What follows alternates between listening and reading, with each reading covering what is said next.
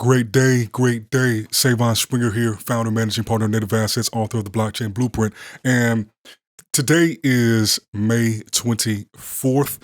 And if we just are to glance at some of the prices, we can see that Bitcoin is about 29,543, Ethereum 1,978. XRP about 40 cents, Solana $49.50. And one thing that is curious to note is that at this moment, Bitcoin has seen 8 red weekly candles in a row. Now, for context, historically speaking, that is the longest down streak, like straight down streak in Bitcoin's history. And we can either take kind of two approaches as far as interpreting that information. One is either that we are in or going into, we're already in a bear trend, but this is going to be one of the most unprecedented bear markets that we have ever seen. And what I mean by that is, I've seen some people calling for making predictions that Bitcoin can drop as low as $8,000, $13,000. And that's an interesting viewpoint. And it's interesting, one, because sure, that's quite a ways off from where we are now. But the other reason it's interesting is that historically, what Bitcoin has done, once it is gone on a bull run, identified or made a new all-time highs, it typically reverts back to the prior all-time high. Now, this tendency, there's something, a phrase known as mean reversion. And so it basically is this idea, and this applies to all equities or really investable assets, but the idea that over time, the price will revert back to its average, and that is where it will spend the majority of its lifetime. So yes, there will be these outlier moments where the price runs up crazy, but that ultimately it will revisit and retest its average. Now, that is a high-level overview. Don't take my word for it. Definitely read up on it. But that's, in essence, the concept of mean reversion. And if Bitcoin were to drop down to 8,000, 13,000, well, that is still quite a fall from where we are now. Let's see. Let's take the current price and let's just estimate it down. Boom, that's close enough. So 14,000 will be 52% correction. 8,000 would be more like a 72% correction. So could definitely could happen. Anything can happen technically, especially if you're, if you take the quantum physics approach. I also just recently saw Everything Everywhere All at Once. Great film. And anyhow, who's to say? I think things in general have to get really bad for that to happen. But if they got horrendous, then sure, it could happen. But if we are thinking about prior cycles, and there is a little bit of an inherent fallacy in looking at the past to try to tell you what the future is going to do, all it is a hint and past data, but it is not in any way, shape, or form prescriptive for what is going to happen down the road.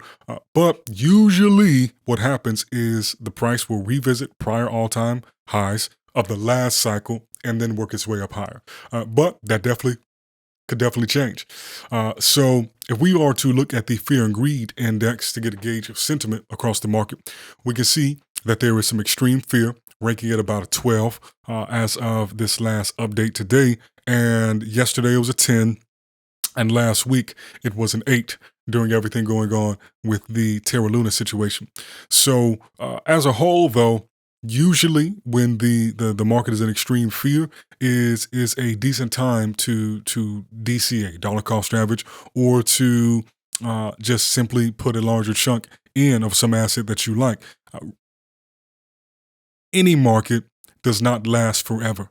So even though there is tremendous fear in the market right now, and it is a bear market right this moment, it's not going to be a bear market forever, just like bull markets do not last forever. But either way, I find this to be a good gauge of the sentiment, obviously sentiment index, but it's a good read on what people are thinking, what they are feeling. And as it usually goes, and everybody's talking, bearish, everybody's nervous, then sometimes that's the moment where you will see the relief rally or a dead cat bounce. And that's what we're seeing on the Fear and Greed Index right now. So what I want to pull up and take a look at, and then we're going to look at some of these comments by Atlanta Fed chair, Raphael Bostic, I believe is his name. And we're going to come over to some comments that he made in a moment. But I want us to take a look at the DXY, the Dixie. This is a measurement of the strength of the US dollar. Now, I have zoomed us out to about 2015. And in 2017, we can see that the DXY peaked out at about $1.03.52. And up to that point in history, that was roughly the all-time high, if I am not mistaken. And we got close. We got very close to that range in March of 2020.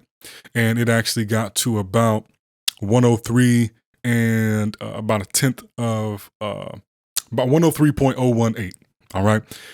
And most recently, in the last couple of weeks, it made a new all-time high at 104.99. Is roughly where the DXY got to. And if you can see, and for those who may not be watching this, one, that's an all-time high. Two, the DXY itself is far above the trend lines. So it's far above the 200-day moving average. It's far above the 21 EMA. And it, at this moment, is beginning to cool off and come back down, to retrace a bit. And we can see that if it were to come back down and retest the 21 EMA, that's about 99.75. And then if it were to reach the 200-day, then that is around 96.62. Other information is that we definitely were overbought based on the RSI. And then the MACD, which is a momentum indicator, is also showing that there is an impending death cross. Now, golden crosses, death crosses, these are lagging indicators. So as we can see, we've had one weekly candle close down, red, and then the current weekly candle is down at this moment. And based on the prior price history, I see a support at about 99.18 in that range, and we are also seeing confluence of the 21 EMA in that range as well. So what does this mean? What this means is that we are likely to see the dollar cool off for a while, and while the dollar is cooling off, we are likely to see equities and risk assets rally.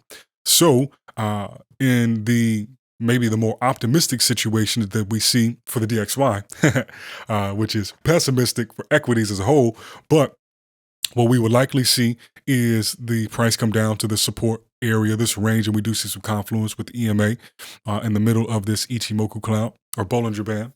And we could see the price come down to this 99 region, 99.15 or so, find some support there, and it can consolidate, or we could see a bounce and it try to make a move higher, all right? Or we could see it hit this level, try to consolidate and fail. And if it fails, the next level I would look out for is around 96.55.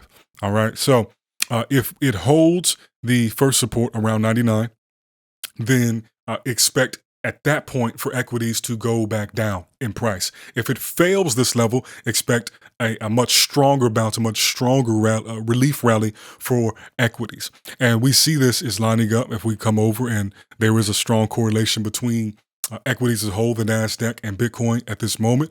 But as we see, and we spoke about this in the last market update video, we have found support, and the support has held rather nicely on in this range of about a low of, let's call it 28,800 or so. It has held this range quite well as support. And so as it stands, it's ranging right now, and we are seeing that the RSI is beginning to trend upward, and we are seeing that the MACD is also beginning to switch and go green.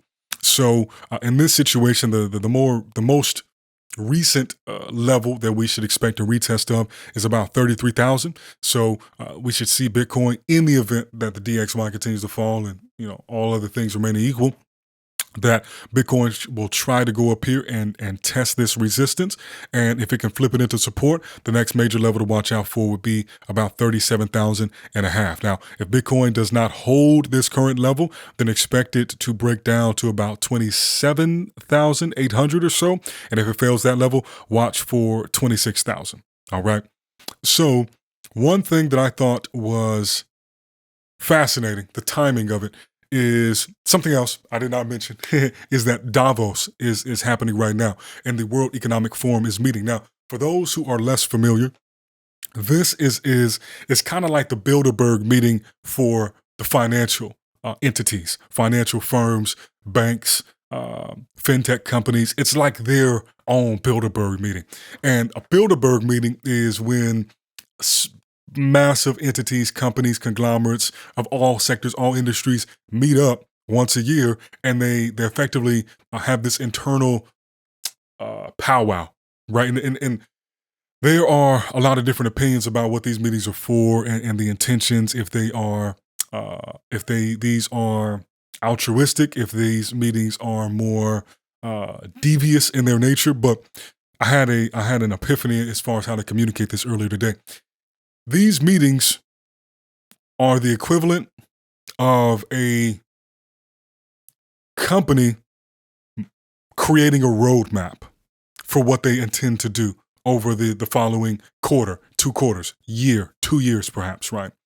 And usually the result that we see, or how I interpret it, is that when these groups come together at a Bilderberg meeting, at a Davos World Economic Forum, they are coordinating and synchronizing their press releases. They're synchronizing their roadmaps. And what this does is it gets people effectively on the same page, and it can make them aware of what developments are going on and kind of come to this consensus about the direction that they, at a macro level, want things to move towards. And that doesn't mean that obviously when you have these meetings, there are companies there that compete with each other, but net, a lot of these companies are trying to move things in a similar direction in most cases, if they are coming to these sort of meetings and participating. So all that to the side, I found it interesting that this comment came out from Raphael Bostic, who is the head of Atlanta's Fed, the same week that this meeting kicks off. And basically, he said 2 things. One thing he said was that the Fed has to be mindful and they have to be cautious about how they try to slow down and tame inflation. And his quote was, "Even fire trucks with sirens blaring slow down at intersections." Another thing, so what that translated to was him basically communicating that the Fed should avoid being reckless in the way it raises its benchmark interest rates this year. Now, the other point that he made, and I thought this was particularly made my ears perk up, was that, let me find it. He told reporters that a, quote, pause in September might be justified. Wrapping this all together in a nice bow. They cannot raise interest rates forever.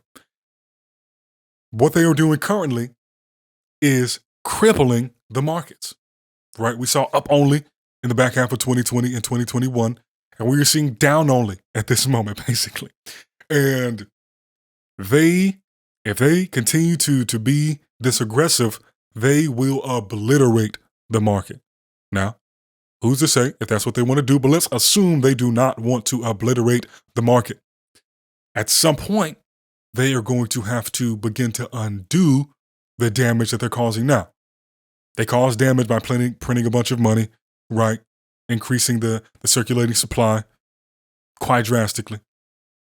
And now we're seeing a different kind of damage, a damage that is felt by the least affluent, because these are the people who can least tolerate inflation. We're seeing the markets get devastated. I heard a number the other day. I think it was an interview I was listening to on the Anthony Pagliano podcast. And I want to say somebody, and I don't have this exact number in front of me, right? So I'm not saying this is true or a fact, but something like 25% of global wealth has been destroyed this year alone, simply because of the amount of wealth that's tied up in equities and other assets that are volatile, and how far these prices have plunged this year. I definitely know if anybody's investing in the crypto market, if you weren't holding a stable coin, other than Terra, because Jesus. But definitely portfolios have been crushed by more than 25%. This is important to keep in mind because forward guidance, to me, this is another form of forward guidance. Maybe Jerome Powell can't come out and say, hey, we might just reverse course in September, but Raphael Bostic, right? The Atlanta Fed. Atlanta's a pretty major city. A lot of finance happens here, especially with the movie industry. So this is pretty significant for this guy to say it. So just keep these things in mind, and hopefully hearing or paying attention to what they are telling us. And sure, they could change all of this at the drop of a dime.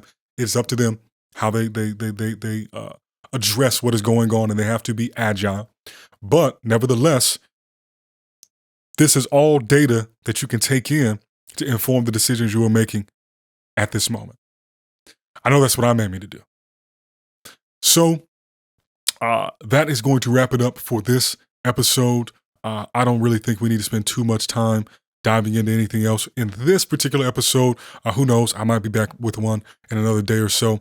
But yeah, that was just a quick update on what's going on with the Bitcoin price, how that's playing into the dollar index, the DXY, and then some comments that are quite striking from Atlanta Fed Chair Raphael Bostic. So anyhow, if you found this information helpful, if you learned something, it would be a tremendous help if you would like this video, subscribe, ding the notification bell, so that you can be alerted of this time-sensitive information. And if you want more of this sort of stuff, let me know in the comments. Let me know what sort of content, what sort of information will be most helpful for you. And if you're listening to this on one of the podcast platforms, please consider leaving a review, because that definitely helps us get this information out to more people. And if you would like a consultation, if you're trying to up your game as it relates to the blockchain world, crypto, those sorts of things, then get at me. Send an email over to Sae'Von at nativeassets.co, or just go to the website, and you can also sign up for our course. We also have that, or you can go and grab the book. So shameless plugging done. This has been Sae'Von Springer, founder, managing partner of Native Assets, author of the Blockchain Blueprint, and I hope you all stay blessed and balanced. Wholeness.